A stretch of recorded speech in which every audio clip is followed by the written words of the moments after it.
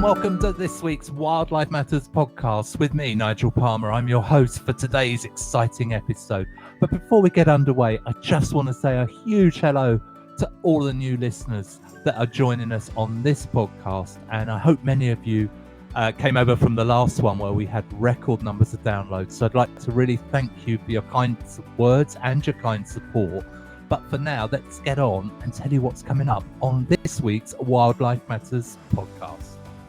Well, firstly, on Wildlife Matters Investigates, we're going to be looking at a habitat, which is something we haven't done before, and I have to say it's my favourite. It is Ancient Woodlands.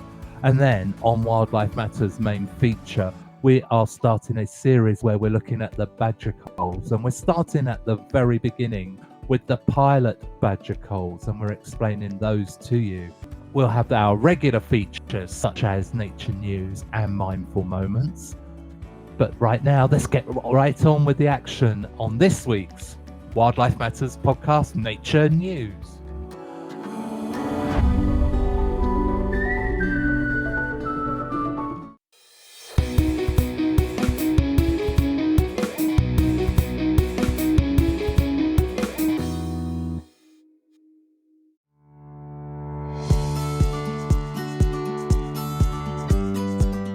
And on this week's Nature News, we're going to be looking at a plan to build the world's first octopus farm. But it's raised deep concerns amongst scientists over the welfare of these famously intelligent, amazing creatures, octopuses. The farm is in Spain's Canary Islands, and it's believed it would raise around 1 million octopuses annually for food consumption. Octopuses have never been intensively farmed before, and there are a lot of concerns being raised about the proposed icy water slaughtering method, and many are calling that cruel. So let's just have a little look and see what else we can find out. Octopuses caught in the wild using pots, lines and traps are eaten all over the world, including the Mediterranean and Asia and Latin America. The race to discover the secret to breeding them in captivity has been going on for decades.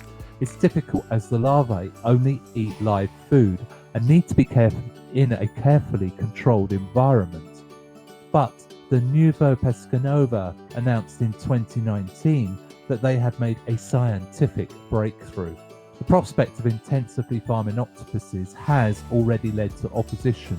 Lawmakers in the US state of Washington have already proposed a ban on the practice before it's even got started. The company's plans reveal that the octopuses, which are solitary animals used to the dark, will be kept in tanks with other octopuses at times under constant light.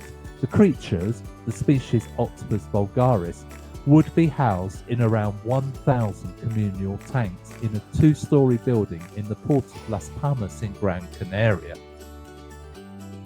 This is hard to believe because octopuses are they're lone animals that live in the deep ocean where it's dark. Putting them together in communal areas just doesn't work. They're not a communal species. They'll be attacking each other. This is crazy. But back to the news report. They would be killed being put into containers of water kept at -3 degrees C. There are currently no welfare rules in place as octopuses have never been commercially farmed before. However, studies have shown that this method of slaughtering fish, called ice slurry, causes a slow and stressful death. The World Organization for Animal Health says it results in poor fish welfare, and the Aquaculture Stewardship Council, the leading farm seafood certification scheme, is proposing a ban unless the fish are stunned beforehand. I mean, if their own overseeing bodies are saying how bad these are, you can just imagine just a cruel, slow and painful death that is. Some supermarkets have already moved away from selling fish that have been killed using the ice method, including Tesco's and Morrison's. Professor Peter T, a neurologist at Dartmouth University, told us that to kill them with ice would be a slow death. It would be very cruel and it should not be allowed, adding that they were intelligent as cats. To supply premium international markets, including the US, South Korea, Japan, the company wants to produce 3,000 tons of octopus meat every year. This equates to around 1 million animals, with some 10 to 15 octopuses living in each cubic metre of tank, according to the campaign group Compassion in World Farming, which has studied the plans. The company's own estimates suggest that there will be a mortality rate of between 10 to 15%. So that's 100 to 150,000 octopuses dying in captivity every year. Back to the news report. Jonathan Birch, Associate Professor at the London School of Economics, led a review of more than 300 scientific studies, which he says shows that octopuses feel pain and pleasure. It led them to being recognised as sentient beings in the UK's Animal Welfare Sentience Act. Professor Birch and his co-authors believe that high welfare octopus farming is in fact impossible, and that killing in an ice slurry would not be an acceptable method of killing in any way. Large numbers of octopuses should never be kept together in close proximity. Doing this leads to stress, conflict, and a high mortality rate. The figure of 10 to 15% mortality should not be acceptable in any kind of farming. What a horrific story, and all in the quest for food. I really hope that this campaign by Eurogroup for Animals and Compassion in World Farming is able to stop this company's plans for creating a first farmed octopus product. And that has been this week's Wildlife Matters Nature News.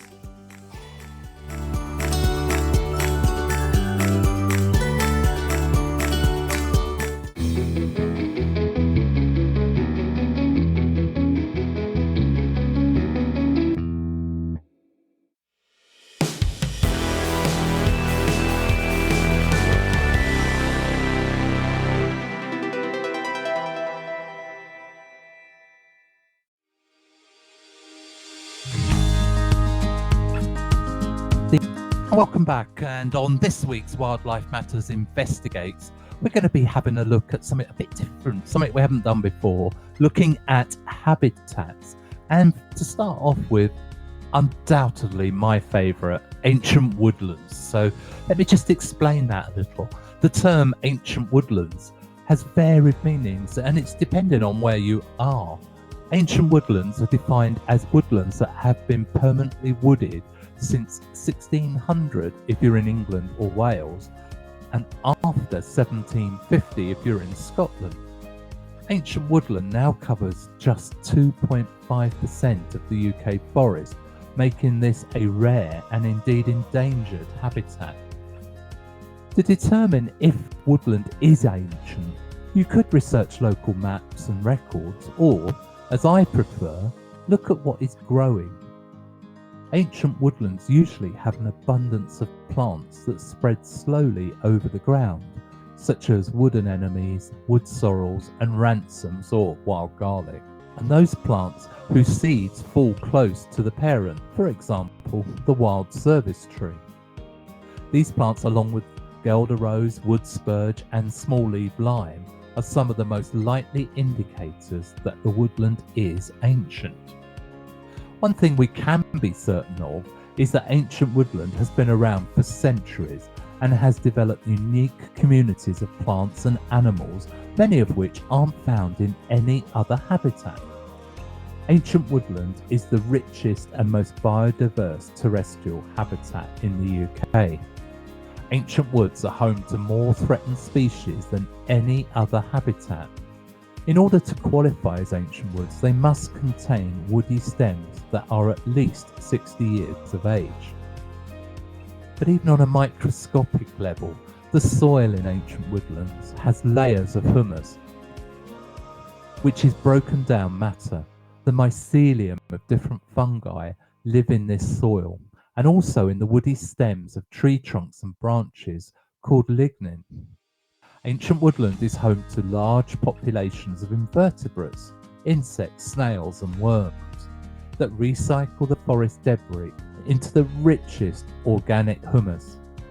The presence of this organic material is what gives ancient woodlands its wonderful sweet smell. As animals roam, forage and defecate throughout the forest, their waste is added to the organic debris, which provides nutrients for all the living things in the forest. Ancient woods may have been settled for over 6,000 years and will be home to specialist species of insects, birds and mammals that are found nowhere else on Earth. The fungi growing in the ground make them important to humans because they provide us with both food and medicine. So let's take a look at what makes an ancient woodland so distinctive. Every woodland, ancient or not, is unique and as individual as you and me. The DNA of woodland is based on the soil structure, the plant species that can thrive, and the wildlife they attract. Woodlands were very important to our ancestors.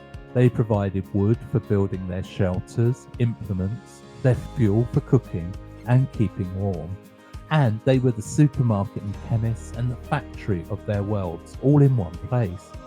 Of course, they're also home to many myths and folklore based on the woodlands and the wildlife that lives within them. Many specialist species of insects, birds and mammals have evolved using these woodlands as their homes and are not found anywhere else.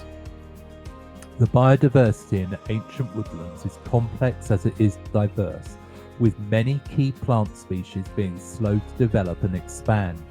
The indicator species for ancient woodlands are usually plants, since plants are static unlike birds and mammals.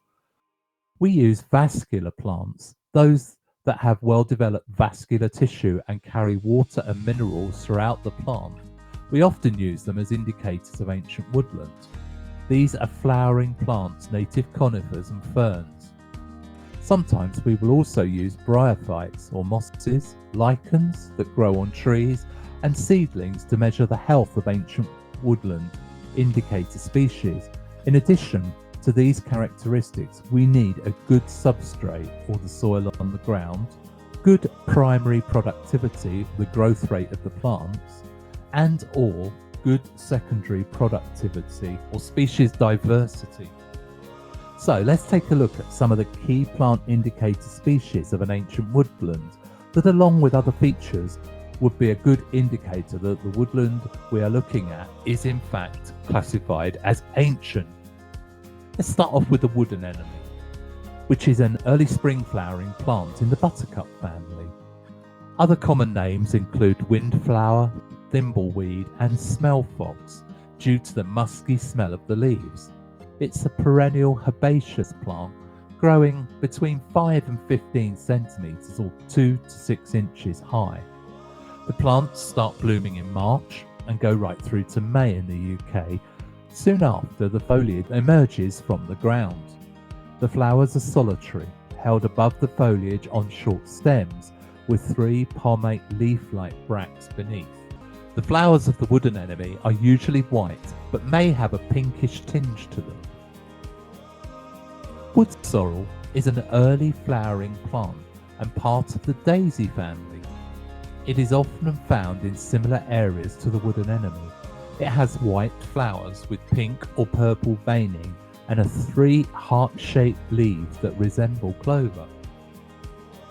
There are many plants known as sorrel. The name actually comes from the French word for sour.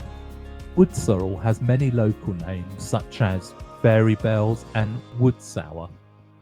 The flower and stem are both edible with a sharp, sour taste, somewhat reminiscent of lemon peel. Wood sorrel was used as a treatment for scurvy as it has a very high vitamin C content, and some people will tell you not to eat a lot of wood sorrel as it contains oxalic acid, which is a mild diuretic. That is also found in chocolate, coffee and many pulses. Wood sorrel contains similar amounts and has an imperceptible effect on most humans. Let's take a look now at ransoms, or better known as wild garlic. So the name ransoms is from the Saxon word haramasas, probably more widely known now as wild garlic. It is a perennial plant that grows from a bulb. It's a relative of the onion family. In spring, the single base elliptical leaves grow before the white flowers appear between April and June in the UK. In autumn, wild foragers will use the bulb of the plant to flavour their winter salads and stews. Ransoms were used in recipes and were known as healing plants by both the Celts and the Romans. They have several local names, including wild cowleek, cowlick, buckrams, broadleaf garlic, wood garlic, bear leek, and bear's garlic.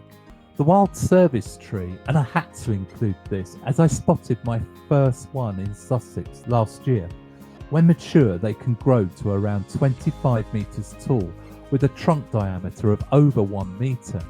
The bark is smooth and a white-grey colour. It's distinctive because it's flaky and it kind of peels away in squarish sections, revealing the dark brown wood beneath. The wild service tree flowers in early spring, 5 petals, white flowers on cream stems. Wild service trees are hermaphrodite and insect pollinated. In autumn, the fruit forms in bunches and resembles small apples and turns from green to a beautiful russet brown. The wild service tree is one of the common names, but it is also known as the checker or checker tree. First one with a Q, second one with a CK. Another plant to look out for is the hard fern. The hard fern can be identified by its leaves, or more correctly, fronds, that grow directly opposite each other on the stem, giving a herringbone appearance, and are known as a single pinnate, which means that each frond is complete and not divided. The fronds taper in at the stem and at the tip. Hardy fern is not a food plant for wildlife. There are no specific interests that feed on it either, although red deer have been known to feed on them in an exceptionally hard winter. The rust fungus, Melusina bleck, is specific to hard ferns and occurs on overwintered fronds. The hard fern does have some medicinal uses. The Celts used the fronds to treat skin problems and sores, and it was also noted that deer rubbed their antler stubs on the hard fern after they had shed their antlers. The leaves were traditionally used as a treatment for stomach problems and lung disorders, whilst the rhizome was made into a concentrated liquor that was used to treat diarrhea. Saproxylics are invertebrates are dependent on dead or decaying wood for part or all of their lives. It's often the larvae of beetles that feed on the decaying wood. Probably the best known example in the UK would be the magnificent stag beetle. The larvae are saproxylic, living and feeding off decaying wood for 3, maybe up to 5 years before emerging as an adult stag beetle. The stag beetle is Britain's largest insect and probably the best known of all beetles. The male is easily recognised by its enormous jaws, which resemble a stag's antlers. Although they look dangerous, they can't bite with their antlers, which means that they can't eat with them either. The sole purpose of the antlers is to fight other male stag beetles. These fearsome-looking gladiators can only sit nectar during their short adult lives, living between May and August in a single year. It's not the same with the female. Although physically smaller, she is capable of giving you a very sharp nip. The violet click beetle is in fact black with a metallic blue sheen, and it's around 12 mil long. Their glossy orange larvae, known as wireworms, resemble the mealworms that are fed to garden birds.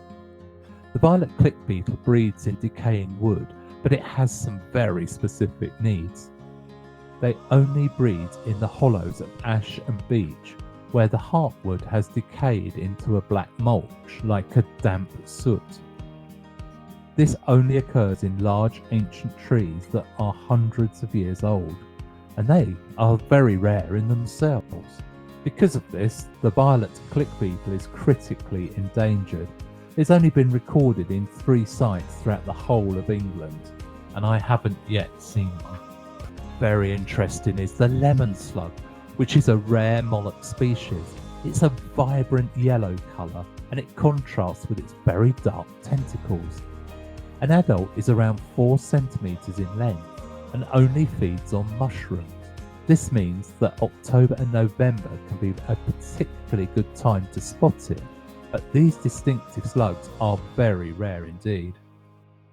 The ash black slug, though, is Britain's largest slug, and it can be, wait for this, up to 30 centimetres. Yeah, that's 12 inches long when fully grown. The colour is variable from a pale grey to a jet black. Apart from the sheer size, the main feature is the white to tan coloured stripe that runs from the edge of the mantle to the tip of the tail. The pneumostome or breathing pore is located in its posterior. So I wrote this while sitting in an ancient woodland in Sussex, and I think it kind of sums it up, and it's a really nice way to end this week's Wildlife Matters Investigates. So, the lush green canopy of the ancient woodland was a constant reminder of the long-standing connection between humanity and nature. The light filtering through the trees illuminated the markers of former industry and management. Coppice trees have been cut back down to ground level as part of a cycle of production, with hazel and willow being commons.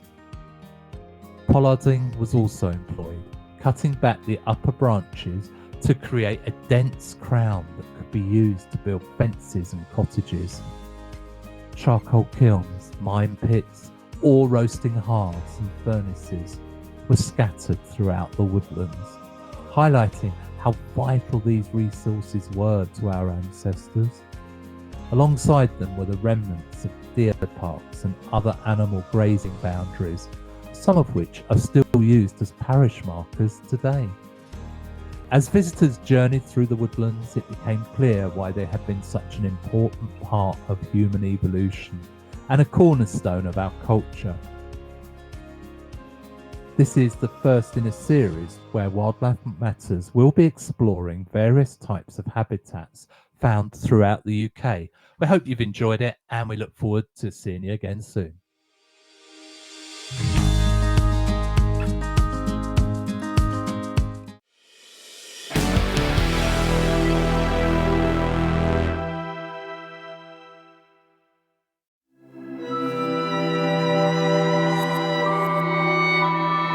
Time on the Wildlife Matters podcast where we sit back and just enjoy a few moments in nature with this week's Wildlife Matters Mindful Moments. And let's see how many of you can recognize the animal on this week's clip.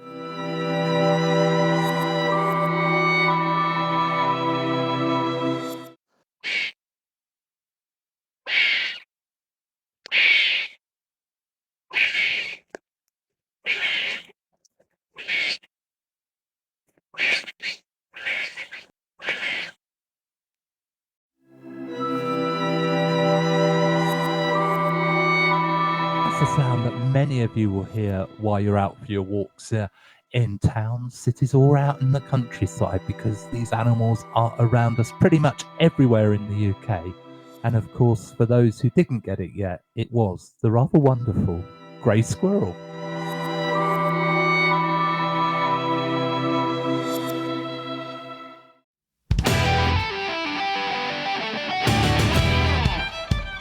And welcome back. On this week's Wildlife Matters main feature, this is the first in a short series of episodes where we're going to be looking into the badger culls. And for this one, we're starting at the very beginning with the Pilot Badger Culls.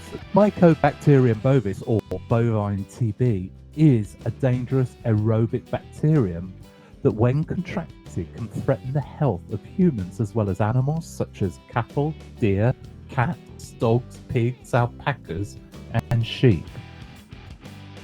Back in the 1930s and 40s, this dangerous disease was responsible for an alarming number of cases and deaths. In fact, over 50,000 cases and 2,500 deaths annually. But by the 1960s, all herds were being tested twice for TB, and animals which tested positive or reactors as they were known, were slaughtered, and bovine TB became a notifiable disease as it was zoonotic and a clear risk to humans.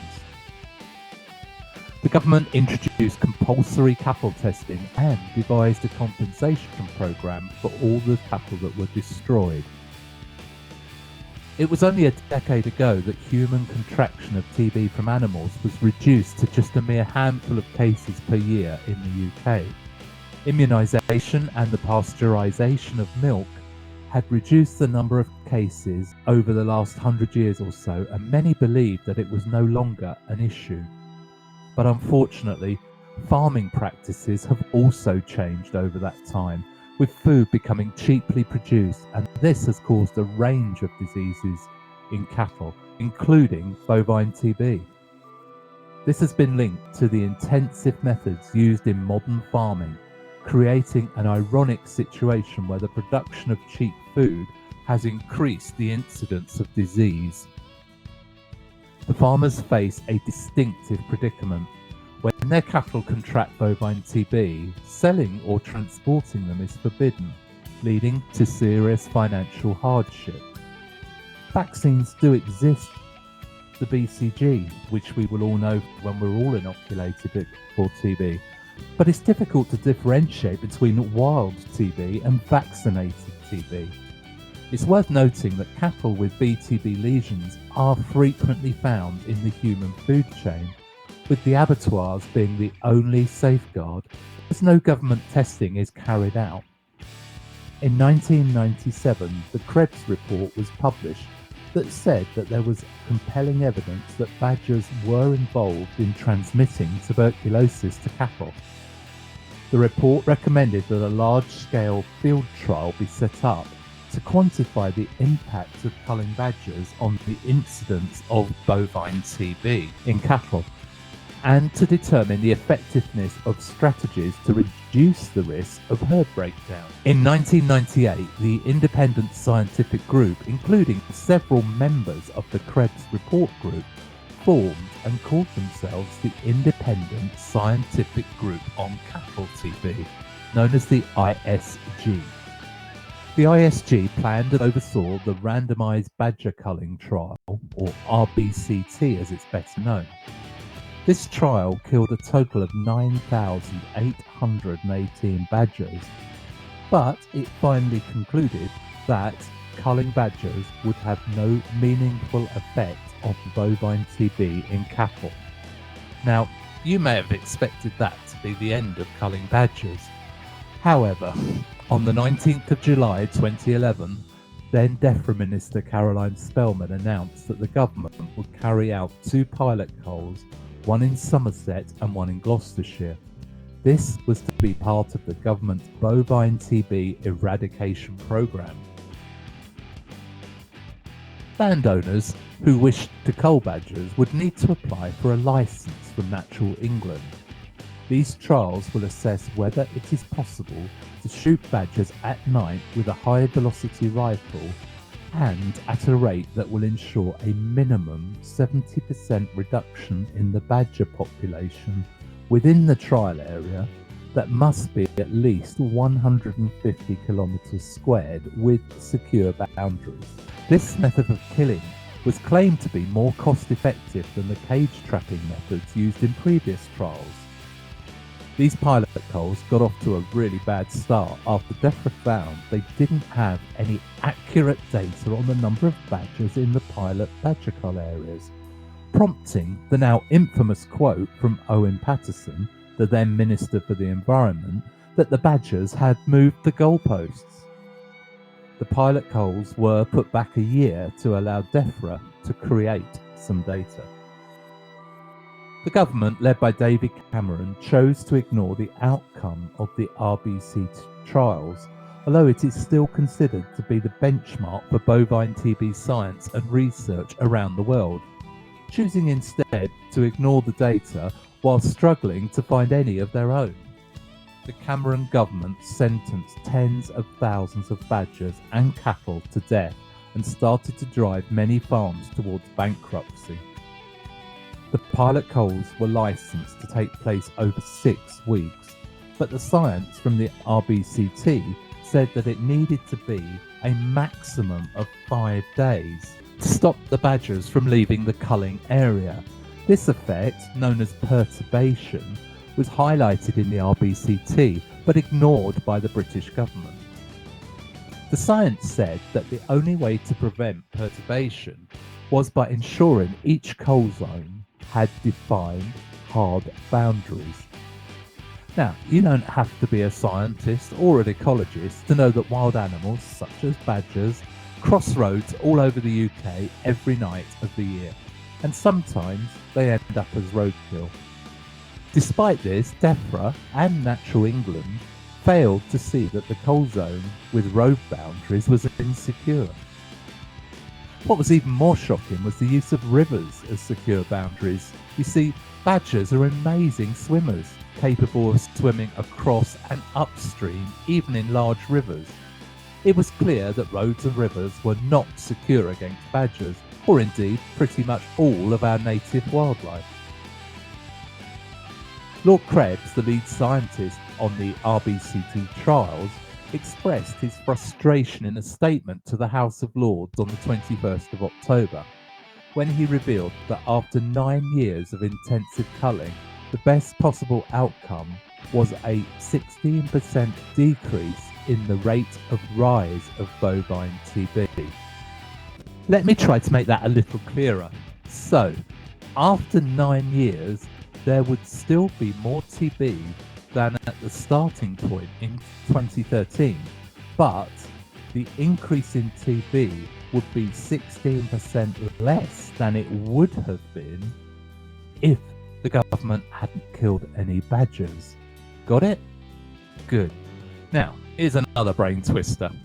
Let me add, though, that the 16% reduction in the rate of rise is very different to the 30% reduction in overall bovine TB that the NFU claimed, although they have never provided any evidence to support their statement. Lord Krebs also expressed concern at the wild discrepancies in the badger population estimates given by the Environment Minister Owen Paterson, who first said that between 500 and 800 badgers would be culled, only to revise that figure to a staggering 5,530 just 2 days later. Lord Krebs' response was, what this underlines is that if the policy is to cull at least 70% of badgers, we have to know what the starting number is. The variation from under 1,000 to more than 5,000 in the space of a few days underlines how difficult it is for us to have confidence that the government will be able to instruct the farmers to cull 70% of the badgers if they do not know the starting numbers. So my first question to the Minister is, how will he assure us that these numbers are in fact accurate?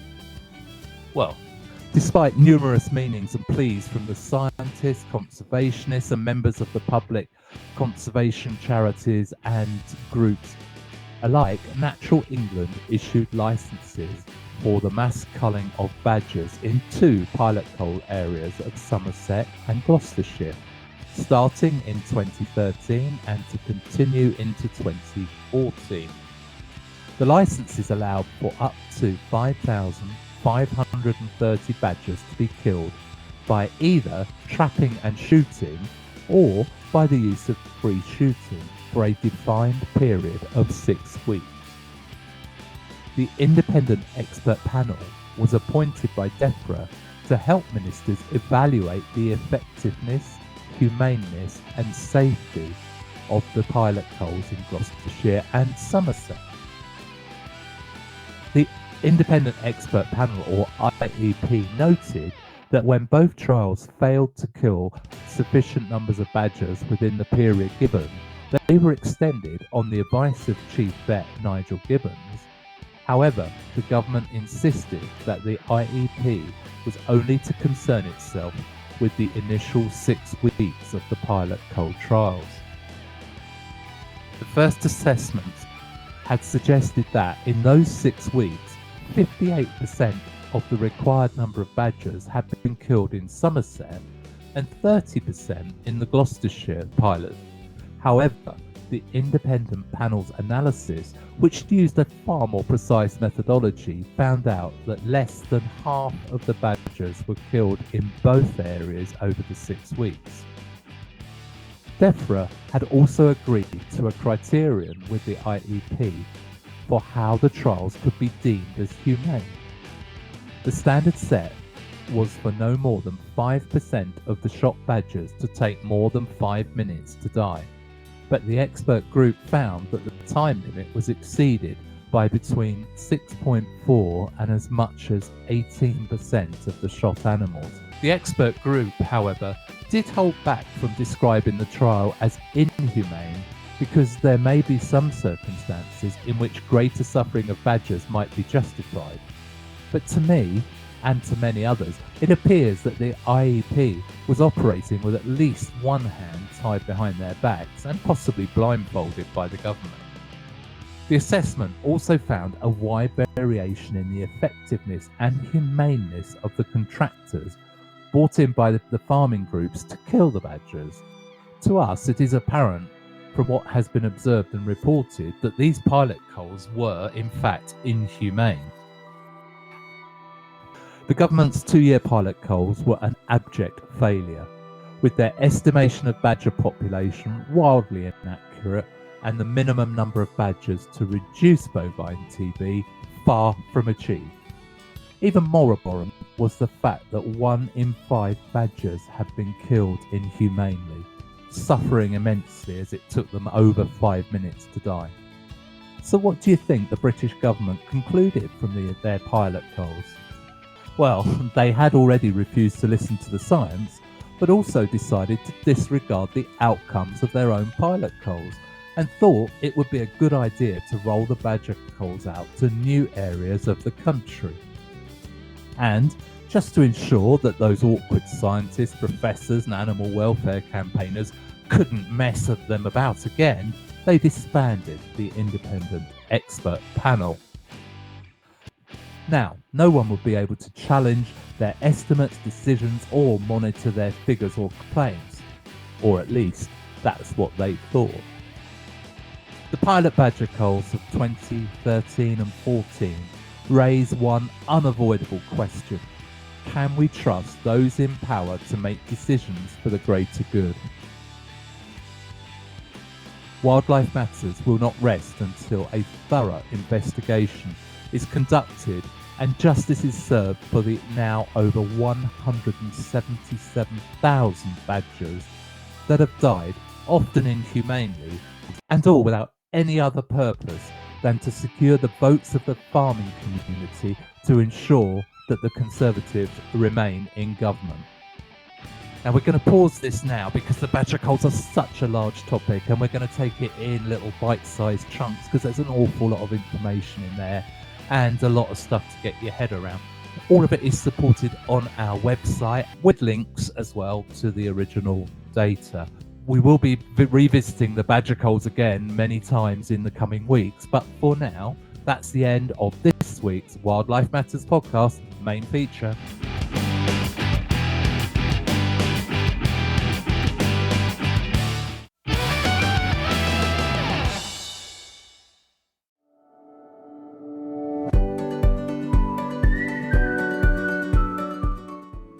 And that was this week's Wildlife Matters main feature, where we explored the badger culls and the pilot culls. Coming up on next week's Wildlife Matters podcast, in our main feature, we are going to be looking at the animals that are being poached all over the world for their body parts. That includes elephants and rhinos, but so many more species that we're going to reveal to you on the next Wildlife Matters podcast. And in Wildlife Matters Investigates, we're going to be looking at what's happening in our oceans, where dolphins are being stolen from the wild for a life in captivity. So we're going to be exposing that on the next Wildlife Matters Investigates. But for now, that's the end of this week's episode. Thank you for joining me. My name's Nigel Palmer. I have been your host, and this is Wildlife Matters, signing off. See you next time.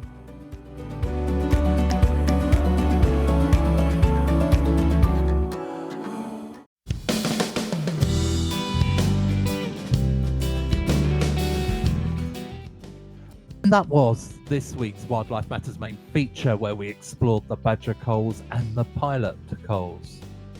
Coming up on next week's Wildlife Matters podcast, in our main feature, we are going to be looking at the animals that are being poached all over the world for their body parts. So that, yes, that includes elephants and rhinos, but so many more species that we're going to reveal to you on the next Wildlife Matters podcast. And in Wildlife Matters Investigates, we're going to be looking at what's happening in our oceans, where dolphins are being stolen from the wild for a life in captivity. So we're going to be exposing that on the next Wildlife Matters Investigates. But for now, that's the end of this week's episode. Thank you for joining me. My name's Nigel Palmer. I have been your host, and this is Wildlife Matters signing off.